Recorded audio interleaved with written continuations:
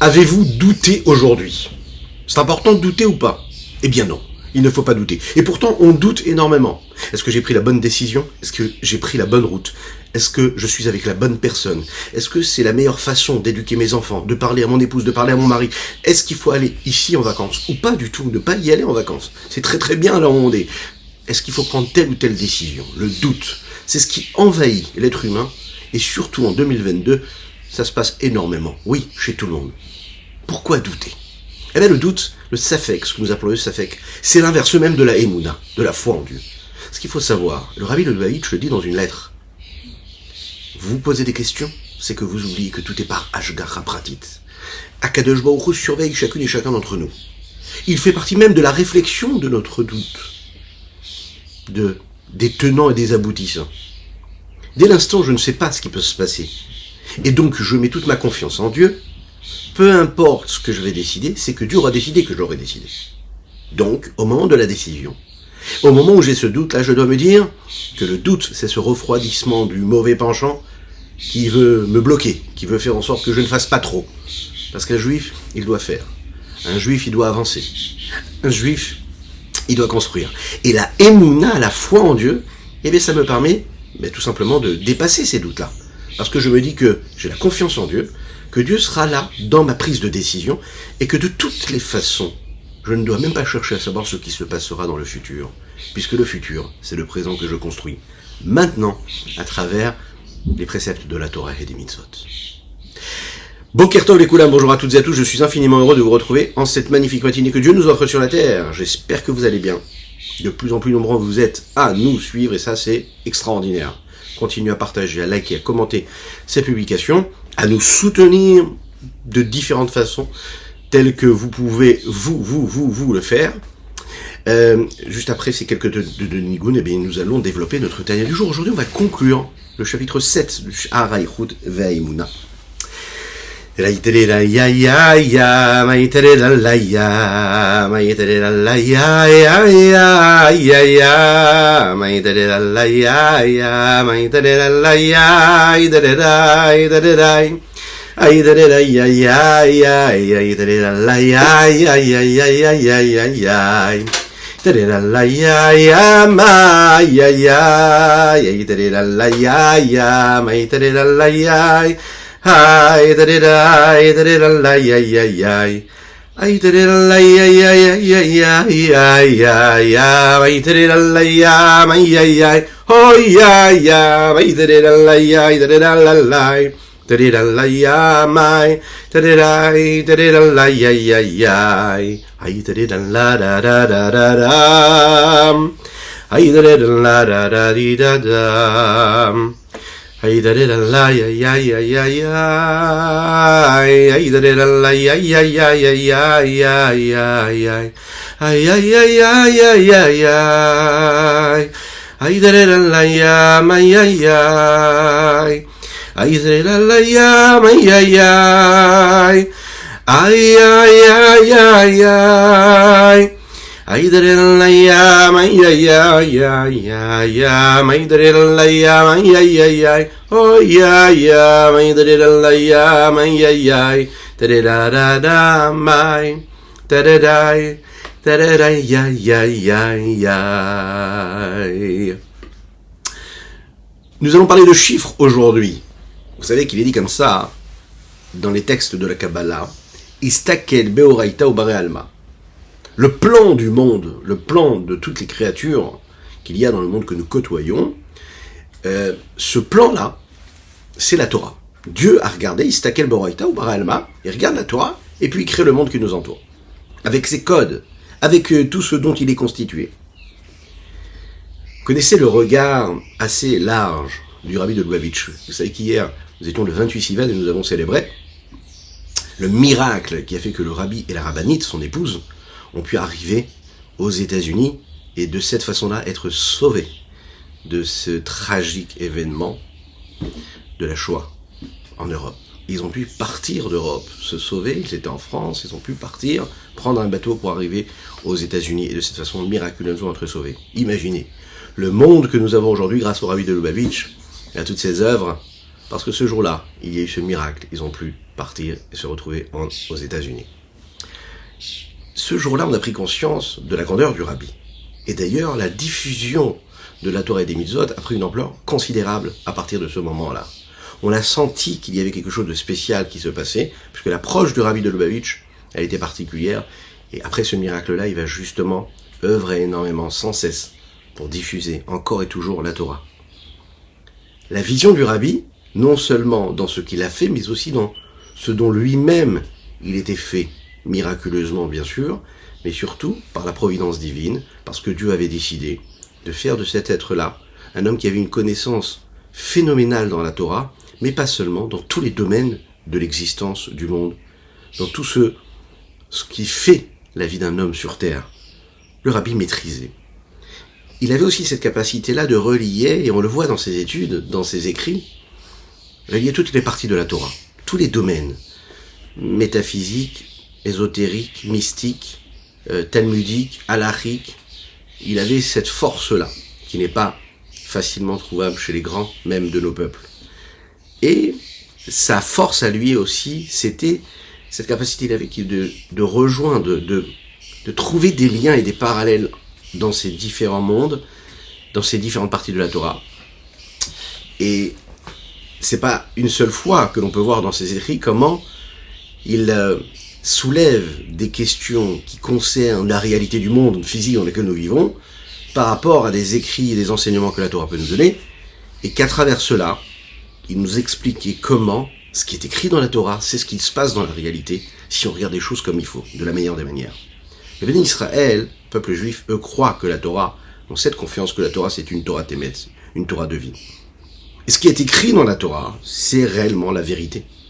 Il y a des approches différentes, comment regarder, comment appréhender telle question et telle autre question.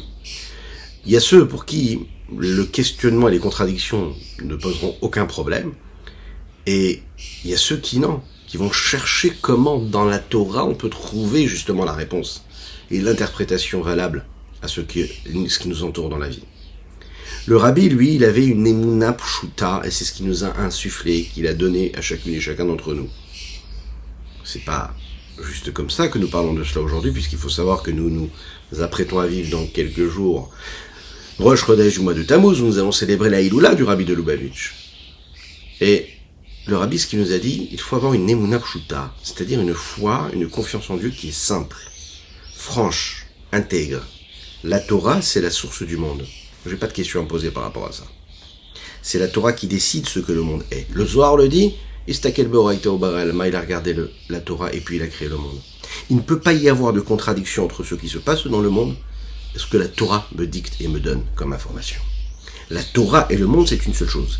Et si j'y vois des contradictions, je dois trouver la solution pour trouver la réponse et jamais repousser et mettre de côté ou le monde ou la Torah pour trouver une solution à mes problèmes. Non. Dans cette Torah, dans cette vision que le Rabbi nous a donnée, on a la possibilité de trouver des réponses et des explications à travers tout ce qu'il développe dans tous les domaines spirituels, dans les domaines de la science, dans tous les domaines de l'existence de l'homme, dans toutes les sciences qui ont été développées, à travers toute cette connaissance générale et globale qu'il avait, de trouver justement comment la Torah, et que la vision de la Torah, elle est unique, et qu'elle n'est jamais sujette à contradiction, même avec la réalité de la science, etc. Un des exemples que l'on peut retrouver, c'est ce qui s'est passé un jour, il y a quelques années, quelques dizaines d'années, lorsque la première fusée s'est posée, vous savez, sur la Lune. Et puis tous les grands astronautes américains qui étaient là-bas sont descendus de cette fusée-là, et puis ils se sont posés pendant quelques temps, et dans le peuple juif, à travers les grands scientifiques, les grands intellectuels, ça a créé un petit chamboulement en fait, quant à leur capacité de comprendre ce qui est en train de se passer. Et ceux qui avaient aussi des notions de Torah ont eu aussi des questions à se poser, et se sont étonnés d'une chose. Il est dit comme ça, dans la bénédiction que nous faisons sur la Lune, que nous disons une fois par mois,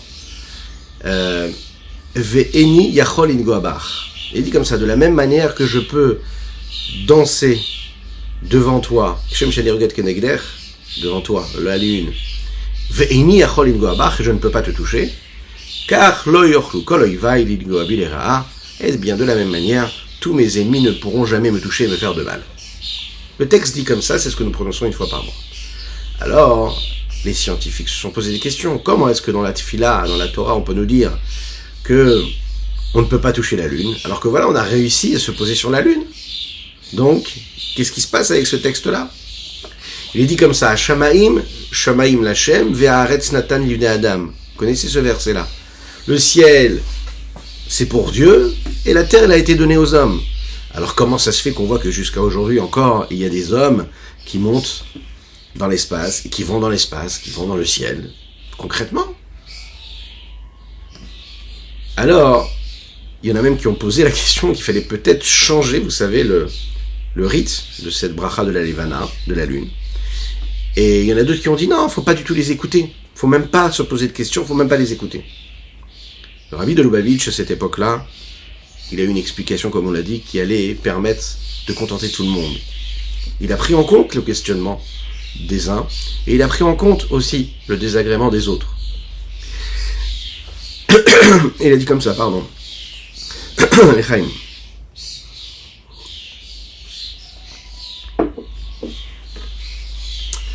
Il dit comme ça. Dans le Kiddush Levana, quand nous lisons le texte, il ne dit pas Yefchar lingo a balvana. Il dit c'est pas que je ne peux pas toucher la lune.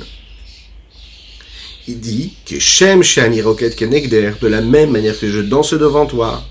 Alors la même chose ici, en bas, ici-bas, sur cette planète Terre dans laquelle nous sommes là, et que je ne peux pas te toucher quand je suis en bas, alors on demande aussi que les du peuple juif aussi soient éloignés, ne se rapprochent jamais du peuple juif.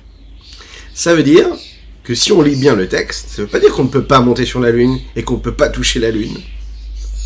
Ça veut juste dire une chose, que là, tel que nous sommes ici en bas, on ne peut pas bien sûr la toucher, mais que peut-être que si on monte, on pourra la toucher.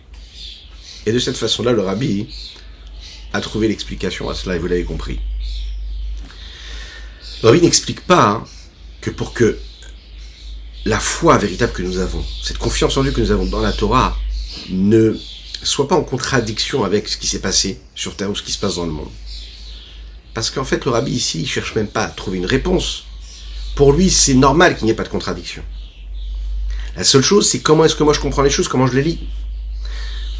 Les premiers relisaient le texte en disant Kishem Shani Roket Kenegder, de la même manière que moi je ne danse pas ici, que je danse ici, que je ne peux pas te toucher. Alors à ce moment-là, puisque maintenant on arrive à toucher la lune, il y a un problème. Le rabbi te dit non, on ne te pas dit que tu ne peux pas jamais toucher la lune. Tu ne peux pas la toucher si tu restes en bas. Si tu montes en haut, tu pourras la toucher. Une façon de lire les choses. L'approche du rabbi, c'est de dire que dès le départ, il n'y a pas de contradiction. C'est pas que je trouve une réponse aux contradictions. Il n'y a jamais de contradiction. Parce que toute ma réalité, c'est une transparence réelle que je vois de la divinité, de la présence de Dieu. Et ça, c'est la Torah qui peut me le donner. Le professeur Rosenblum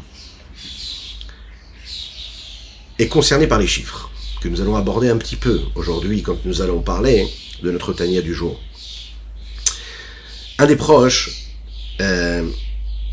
du Shaliach de Minneapolis, dans le Minnesota aux États-Unis, qui s'appelle le Rav Moshe Feller. C'est un professeur et très connu également, qui était son ami donc, qui s'appelait le professeur Rosenblum, un génie en mathématiques. Le rabbi l'a rapproché énormément, ils avaient un lien très particulier entre eux, et il lui demandait à chaque fois qu'il se trouvait dans une hitvadou, dans une rencontre chassidique, où il y avait tous ces chassidim et que lui était présent, il demandait à ce professeur-là de lui dire ce qu'il avait découvert dans le génie des mathématiques dernièrement dans ses recherches. Il voulait qu'il lui partage, qu'il partage avec lui ce qu'il avait découvert. Et on l'imagine bien, comme c'était un vrai génie en mathématiques, il était très souvent invité dans des grandes conférences qui concernaient les mathématiques. Et il y en a un qui était cet événement-là qui était organisé en général une fois tous les 20 ans. Les plus grands mathématiciens du monde se rencontrent là-bas. Et cette année-là, cette rencontre-là a eu lieu à Paris, en France. Le professeur était donc en lien avec le mouvement Lubavitch, a été invité chez une famille qui s'appelle la famille Gourevitch. Une famille très importante de Chassidim qui, jusqu'à aujourd'hui, a des shluchim dans le monde entier, en France, à Lyon, etc.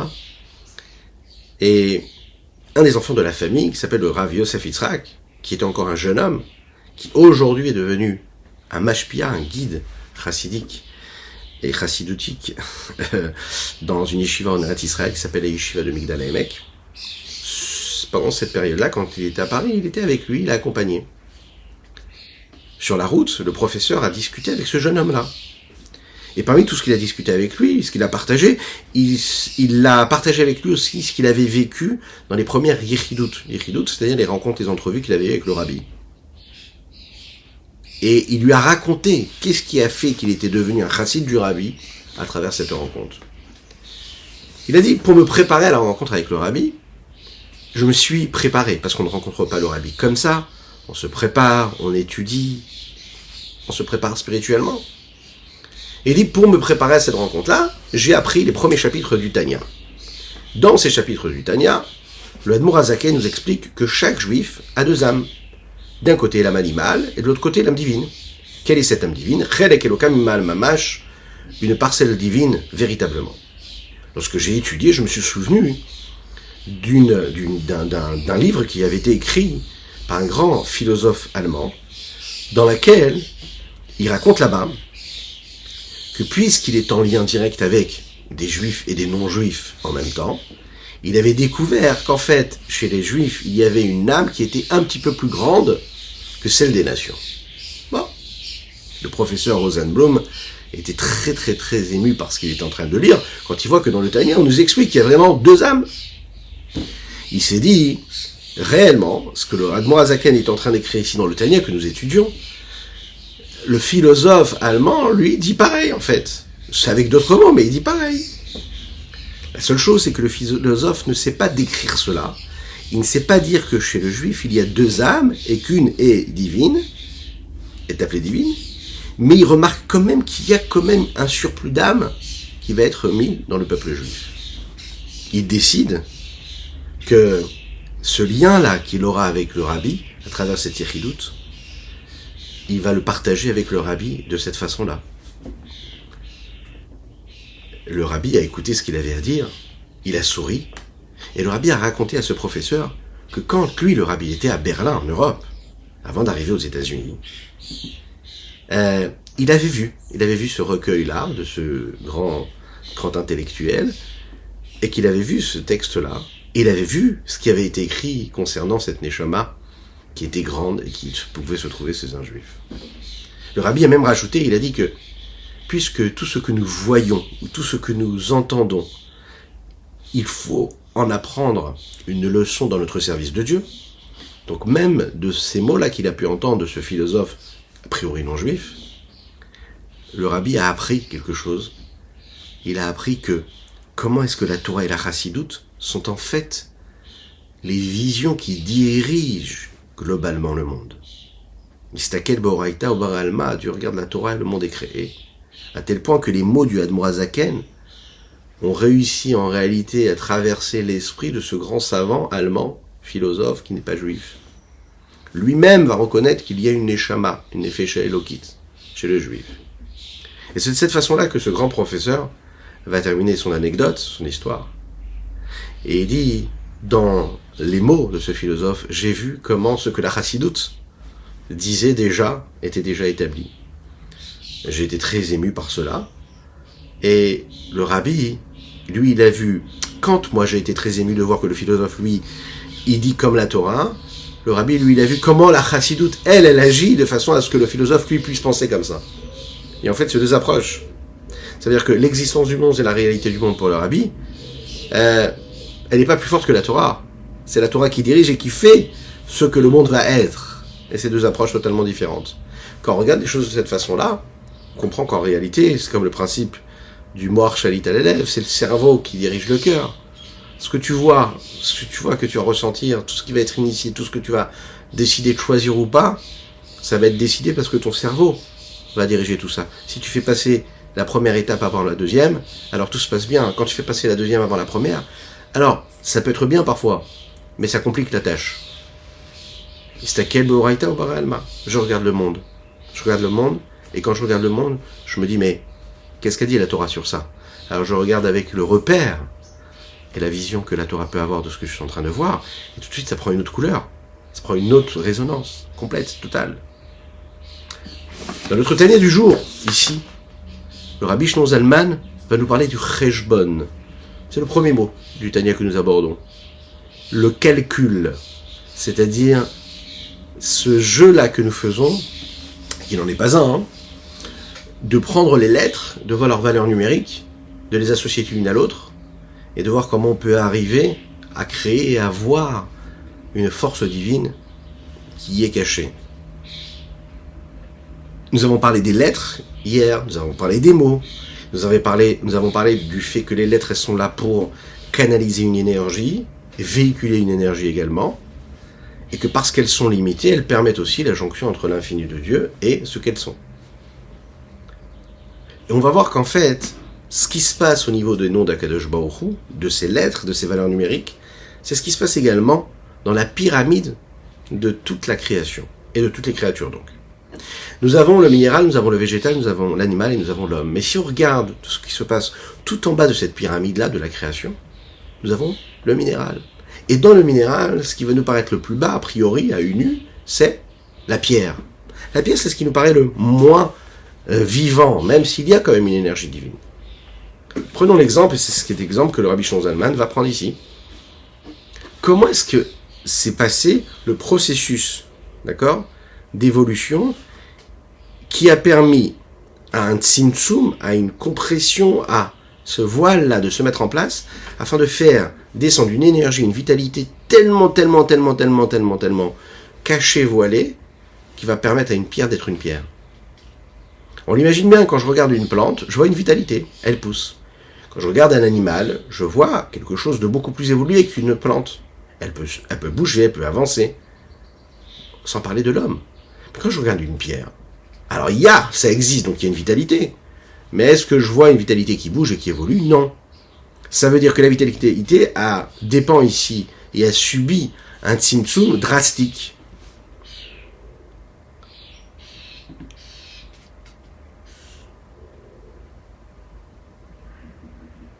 Celui qui parle, l'homme, est au niveau supérieur et complètement à l'opposé de la pierre. Celui qui parle, lui, il a beaucoup de spiritualité en lui.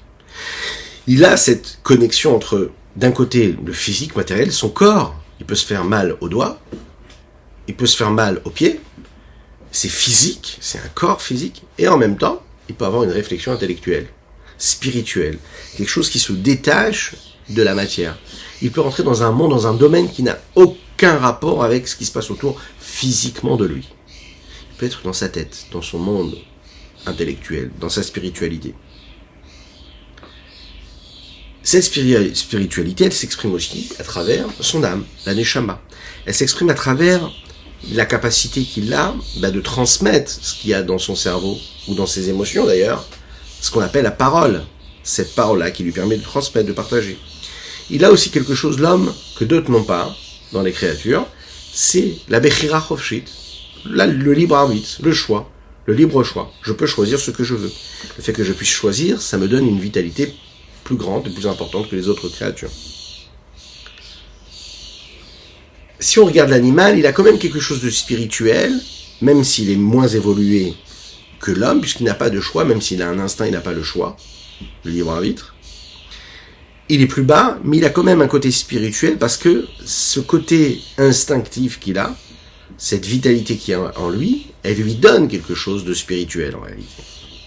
Ensuite, nous avons le végétal, lui il est plus bas que l'animal, mais il n'y a pas cet instinct-là, mais il y a quand même cette forme d'évolution. La plante grandit, elle évolue. On sait, et la science nous montre, et à dévoiler qu'il y a des processus extraordinaires qui se passent et qui s'opèrent dans la nature, même justement dans le végétal, et qui nous montrent comment il y a une vraie évolution qui se passe. C'est un monde entier, quelque chose de très très joli à voir et à constater. Maintenant, tout en bas, nous l'avons dit, de cette pyramide, nous avons le minéral. Le minéral, c'est en fait un corps qui est sans vie, quoi, quand on le regarde. Il n'y a rien, il n'y a pas, ça ne bouge pas, ça n'évolue pas, ça ne grandit pas.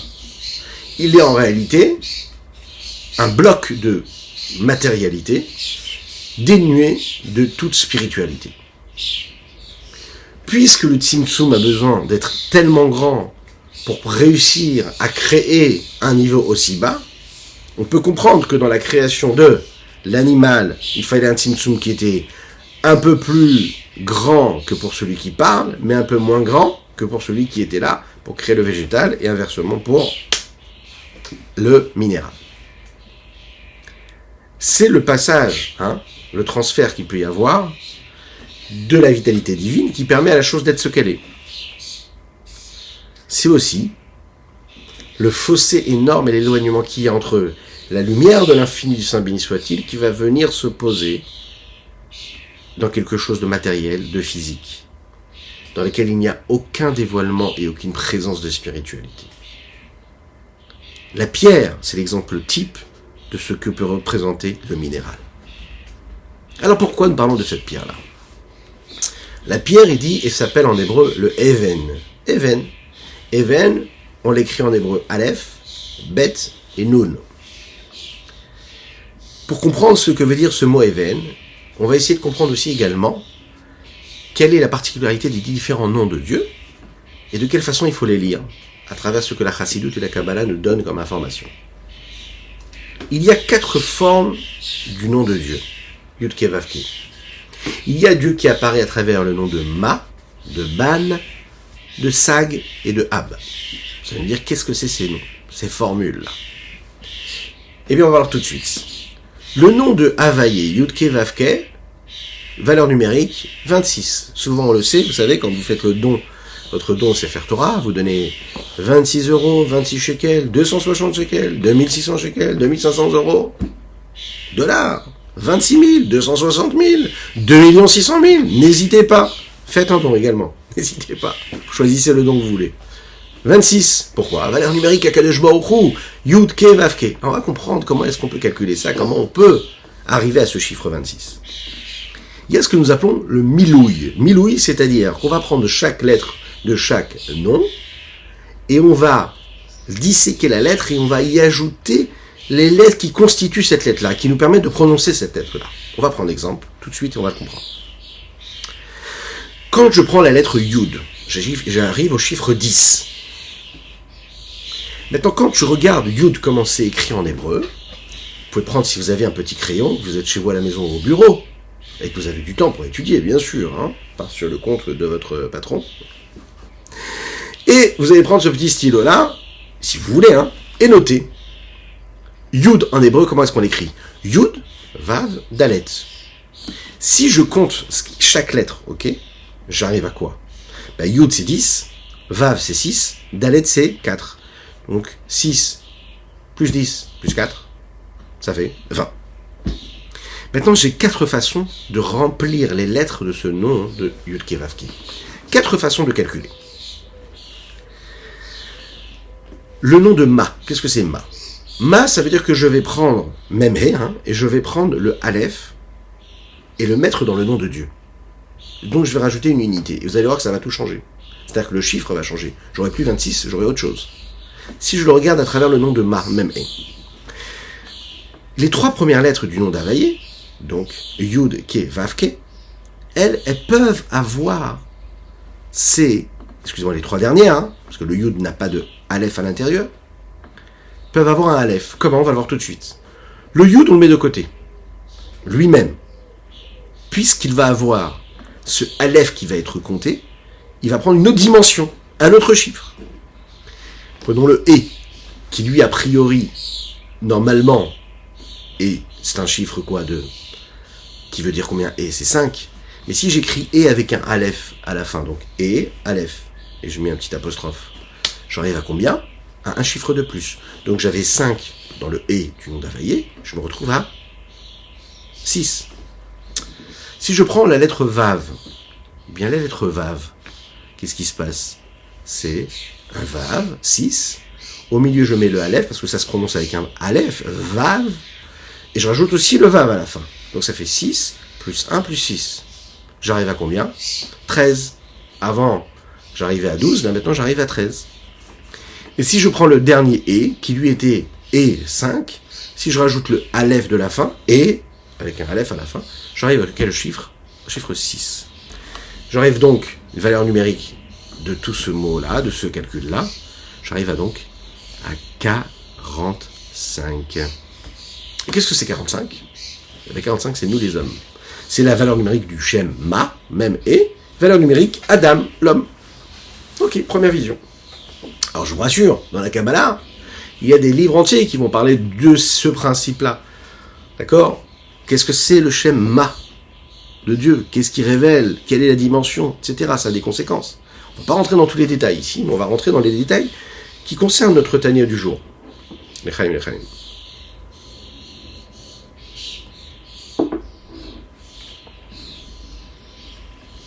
Pour ceux qui se posent la question de se demander comment est-ce qu'on arrive à 20, hein, d'accord? Parce qu'on a vu comment rajouter le Aleph dans chaque mot, dans chaque lettre, et ce qui nous permettait à chaque fois d'avoir un chiffre qui était plus grand que celui de 26. Le premier Yud, si on regarde ce qui se passe à l'intérieur de comment est-ce qu'on l'écrit, Yud. Ben, Yud, même s'il n'y a pas de Aleph, je prends les lettres pleines quelque part. Donc j'ai la lettre Yud au début. Et pour écrire Yud, je l'écris comment? J'écris Yud, Vav, Dalet. Ben, Yud c'est 10, Vav c'est 6, Dalet c'est 4. 6 plus 4, 10, 10 plus 10, ça fait 20. Et c'est comme ça qu'on arrive à 20, plus 6, plus 13, plus 6. 45. Deuxième nom de Dieu, le Shem Ban. Vous suivez? On va y ajouter cette fois-ci non pas la lettre Aleph, mais la lettre E. Comment? Je prends deux lettres E qui, elles, se rajoutent d'un autre E. Puisque E, je peux l'écrire avec un Aleph, mais je peux l'écrire aussi avec un E. Donc j'écris E, apostrophe E, E. Donc les conséquences, c'est quoi? Yud, comme tout à l'heure, ça reste 20. Pourquoi? Parce que quand j'écris Yud, comme je l'écris, comme je le dis, c'est un Yud, d'accord? Donc 10, le Vav 6, Dalet 4. J'arrive à 20. Je viens ajouter le E, mais le E, il devient plus 5, il devient 10. Pourquoi? Parce que le E, je l'écris avec deux E. Donc E, 5, plus 5, ça fait 10. Ok, on arrive donc à 13. Pardon, à 10. Ensuite, je prends le Vav. Le Vav, comment est-ce que je vais l'écrire? Je vais écrire Vav, 2 Vav. Et si j'écris 2 Vav, j'ai donc 6 plus 6. Ça fait combien? Ça fait 12. Ensuite, je vais prendre encore le E, la troisième lettre du nom de Dieu. Et donc j'ai 5 plus 5, parce qu'on a dit encore une fois qu'on allait l'écrire comme ça. Et. Puis maintenant, quand j'arrive à la fin, à la conclusion de tout cela, je me retrouve donc avec la valeur numérique du Shem Ban, 52. Ok? S'il y a une erreur dans le calcul, vous me le dites. Et c'est le bon calcul. Maintenant, 52, c'est aussi autre chose. C'est la valeur numérique de Behema. Juste avant, nous avons parlé du Adam, de l'homme, qui lui avait pour chiffre 45. Là, nous sommes passés à l'animal, Behema, et là, c'est 52. On continue. Nous arrivons au troisième nom de Dieu, Sag, Samer Gimel, 53. Là, à ce moment-là, qu'est-ce qu'on va rajouter comme lettre? On va y ajouter, on va développer des lettres qui sont déjà là, mais le chiffre 10, c'est le chiffre 1. Comment? Le Yud et le Aleph. Les deux premières lettres, d'accord, les deux lettres E, on va y ajouter un Yud à l'intérieur, c'est-à-dire qu'on va les appeler Ei, et non pas E avec un Aleph ou E avec un Vav, avec un E, on va donc l'écrire comme ça, Ei. Donc à chaque fois qu'on aura un E dans le nom de Dieu, on va y ajouter le petit Yud, c'est-à-dire le chiffre 10. Et si on compte, regardez ce que nous avons ici.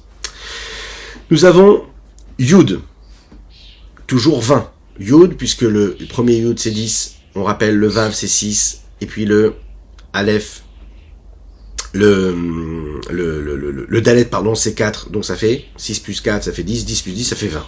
Parfait. Ensuite, nous avons le E, le premier E du nom de Dieu. Et le premier E du nom de Dieu, s'il est écrit avec un E, avec un Yud, E et Yud, ça fait combien? 10 plus 5, ça fait 15. On rajoute le Vav, le troisième lettre du nom de Dieu. Et là, le Vav, combien il va faire? Puisque Vav, ça fait 6. Plus le deuxième Vav de la fin du mot Vav, et avec le Aleph au milieu, ça fait combien? 6 plus 6, 12, plus le Aleph 1, ça fait 13. On rajoute le dernier et nous l'avons dit, vous vous en souvenez, le et on l'écrit avec un yud, nous arrivons à quel chiffre? 10 plus 15, puisque et avec un yud c'est 10, et initial c'est 5, 5 plus 10, 15. On fait le total et nous arrivons à combien? 63, on a évolué. On est passé de 45 à 52, et là maintenant de 52 à 63. Le nom de Dieu qui s'appelle Sag, sa mère Gimel. Ce qui nous amène au dernier nom, qui s'appelle Ayin Bet. Ayin Bet, c'est 72. Et là, cette fois-ci, on va y ajouter, en fait, dans le nom de Dieu, le Yud. Comment? Les 3 dernières lettres du nom de Dieu, on va les remplir avec un Yud. Non pas un Aleph, non pas un E, mais avec un Yud. Le premier, on garde toujours la même chose. Le premier Yud, ça reste 20. Comment? Encore une fois, le premier Yud, c'est 10.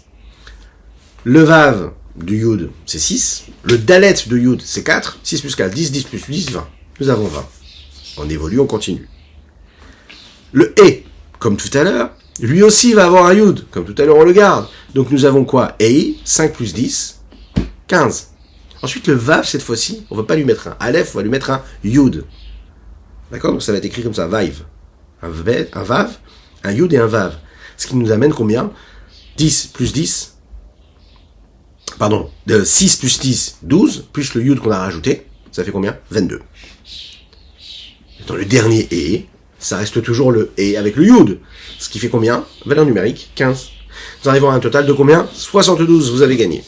Valeur numérique du mot Ayin Bet qui est quelle gematria? Quelle valeur numérique? Un autre mot dans le vocabulaire hébreu.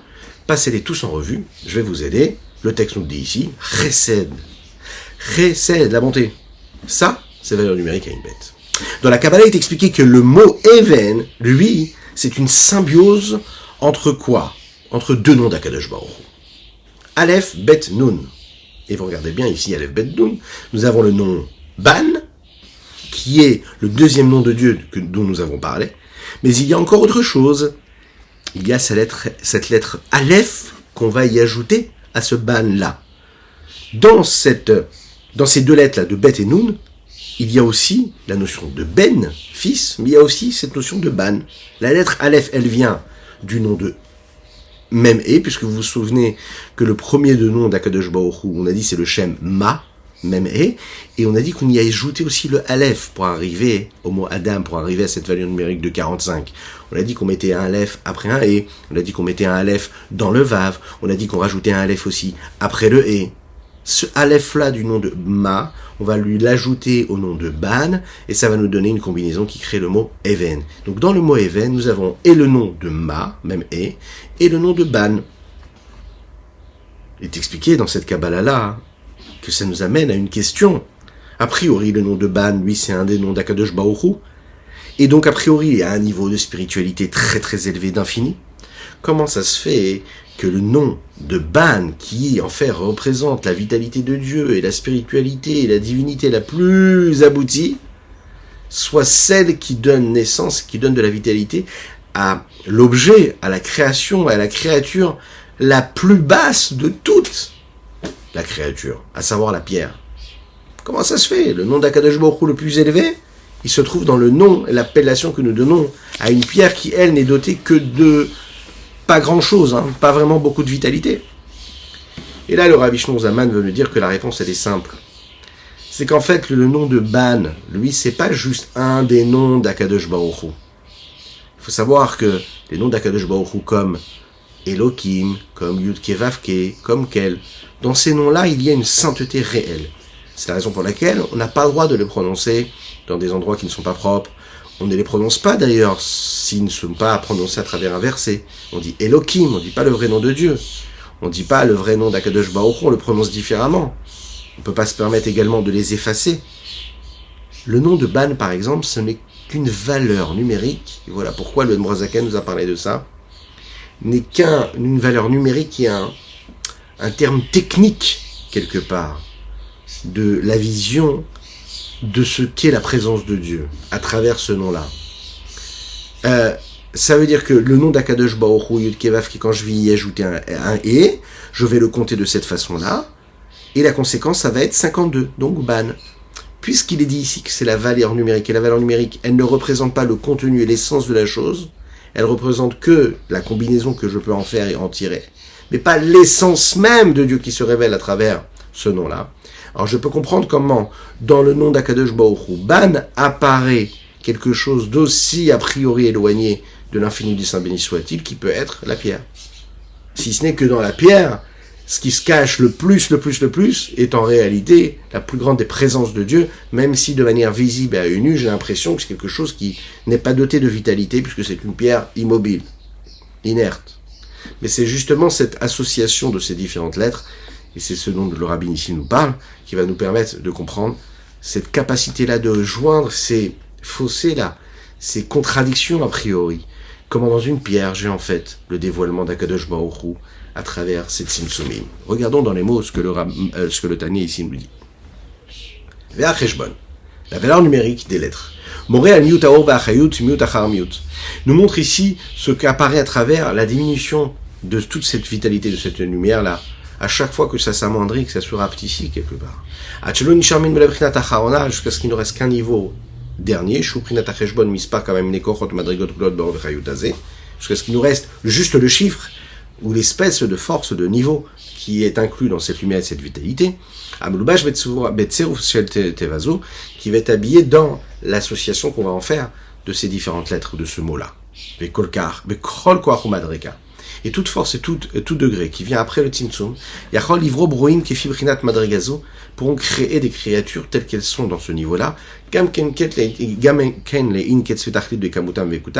même jusqu'à l'infini, que ce soit quantitativement ou qualitativement, les hachayot adéad, afin de les faire vivre à l'éternité jusqu'à toujours.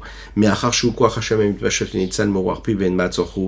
qu'il n'y a rien en réalité, puisque c'est la volonté, c'est la force divine qui se diffuse, et tout vient de le souffle de Dieu, et il n'y a rien qui peut arrêter cette parole divine de se répandre à l'infini. Mais quand même, il y a une vitalité dans les lettres initiales et une vitalité autre dans les mots et dans les lettres qu'on va interchanger et intervertir, ou, on va le voir aussi également, dans les chiffres. Donc, plus on évolue, plus on se détache de la lettre initiale et du mot initial, et plus la vitalité s'estompe quelque part. S'estompe à nos yeux, même si c'est la même vitalité divine infinie. Sheloye écoutam, malak de la kolkar, qui écoute malataburim shiuchlu barot bibrinat koach madrigata otiatatsman.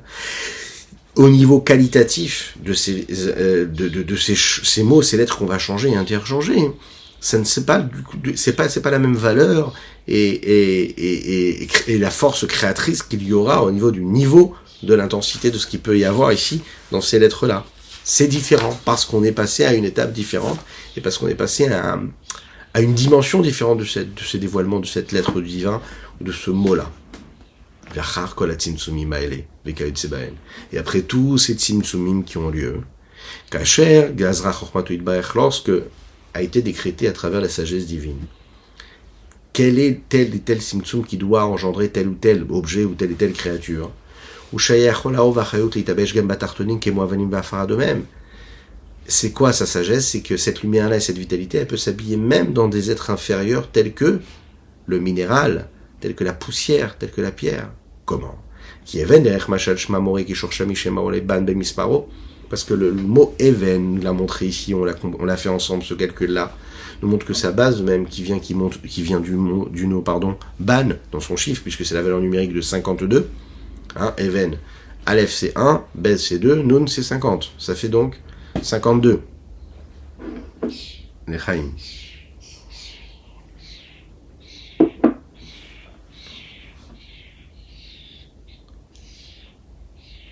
Ve'od Elef, Aleph Nosefet. Si on rajoute le 1 Aleph pour arriver à Even d'un autre nom, c'est comme on a dit, le Aleph qui vient du nom de Ban, qui nous arrive, qui vient du nom de Ma, et donc qui arrive au chiffre 53. Donc ici, Nire de Tzarech Lomar Leta'am, Ayadu Aliyotzra, ça c'est Akadosh Baruch Hu qui sait pourquoi est-ce qu'on doit rajouter la lettre Aleph au Shem Ban. Et donc, Veine, Shem Ban Batzmo Olamot Elyonim Meod, le Shem Ban lui-même, il est dans des mondes qui sont très très supérieurs à l'initial, le Shem Ban, d'accord? Rak Shalidé Tzimtzumim Rabim Batzumim, mais après avoir vécu tous ces tzimtzumim là puissants de niveau en niveau, il y a une vitalité qui est descendue jusqu'à ce que ça puisse créer et donner donc naissance et s'habiller à travers la pierre. Vezo inefesh adomem, c'est ça la vitalité de ce minéral-là. Amechaye, umeave otomaïnej bechol rega veriga, qui fait vivre et qui crée du néant à l'existant à chaque instant, comme c'est expliqué un petit peu plus haut dans le chapitre 1er. Vezo, et cette vitalité-là, iprinat memel ekol almin, c'est ce que nous appelons une vitalité qui entre dans les petits détails de chaque créature, dans ce qu'elle est, vraiment, de s'adapter aux limites de cette créature, machinken iprinat sovev kol almin, ce qui n'est pas le cas du niveau de sovev kol almin, qui est une vitalité qui est infinie, qui, elle, ne s'adapte pas à chaque créature, mais de manière globale, donne une vitalité globale pour toutes les créatures au même niveau. Donc à travers, nous l'avons vu, ce nom de Even, ici, cette pierre-là, on peut y trouver le nom d'Akadosh Baruch Hu, Ban. Ah, Ban c'est 52, Even c'est 53. Oui, parce qu'on a rajouté le Aleph du nom de Ma, même est, puisque le Aleph dans le nom de Ma, de Dieu, c'est ce qui en réalité nous permet d'arriver à cette valeur numérique qui est plus considérable, plus grand, plus élevée. Quelle valeur numérique? Nous l'avons dit, 53. Et 53, c'est justement ce qui nous permet d'arriver à un niveau de force où je peux joindre les deux, l'infini de Dieu qui rentre dans quelque chose d'aussi bas que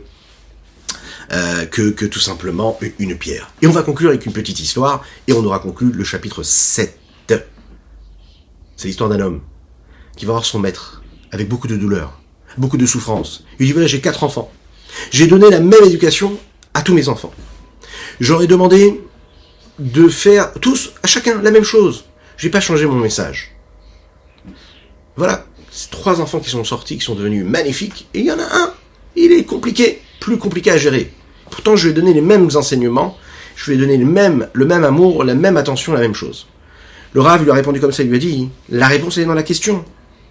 Puisque tu as donné la même éducation à tout le monde, et que tu n'as pas fait correspondre ton éducation avec le langage, avec le besoin de chacun, parce que chaque être humain, il est spécial, il est particulier, il est unique, alors ton éducation ne peut pas marcher. Il faut comprendre une chose, c'est qu'on doit adapter notre message au réceptacle.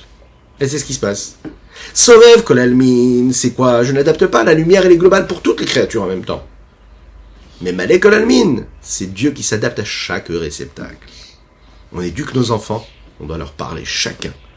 On doit adapter notre message, on doit adapter notre influence, notre lumière, en fonction de ce qu'il est. Shlomo HaMelech, le roi Salomon le dit, Chanor lanar alpi darko, éduque ton enfant selon son chemin à lui. C'est quoi? Ça veut dire que tu dois rentrer dans son cœur, dans son esprit, dans son âme. Et oui, ça demande du temps, au moins une demi-heure par jour, à se poser des questions. Comment on peut éduquer nos enfants? Pourquoi une demi-heure? Parce que pour réussir à rentrer dans le cerveau, pour entrer dans les émotions, le cœur de notre enfant, savoir vraiment quels mots il faut lui dire pour lui permettre de comprendre l'importance des belles choses de la vie, les vraies importances des valeurs de la vie. Il faut rentrer dans son cœur. Il faut être mémalé, kol almin. Il faut rentrer, adapter notre lumière au réceptacle. Et de cette façon-là, on pourra arriver Be'ezrat Hashem, Hashem Echad Ushmo Echad, à trouver l'unicité de Dieu et à vivre à travers cette unicité. Que Dieu vous bénisse et qu'il vous protège. Qu'il inonde votre existence de bonté, de grâce et de miséricorde. Nous avons étudié aujourd'hui les Unishmat le Rav Niselevitch, Unishmat Avio Mori, Reb Reuven Ben Isser Alav Shalom. Nous avons étudié pour la Refoua Shelema d'Avraham Nissim Ben Sultana. Et aujourd'hui, j'ai une pensée pour un ami qui m'a envoyé un email qui m'a fait énormément plaisir, que je n'ai pas vu depuis des années, et qui, Baruch Hashem, étudie avec nous en réalité. Et je ne le savais pas. Mais ça m'a fait énormément plaisir. Mon cher Mendy, que Dieu te donne plein de brachot, plein de bénédictions. Voilà, je le dis en live, hein. Tu vois, je te mets un peu mal à l'aise, mais non. Bon, il y en a tellement des Mendy, mais toi, tu es particulier, tu es unique. Allez, à bientôt. N'oubliez pas de partager, c'est important.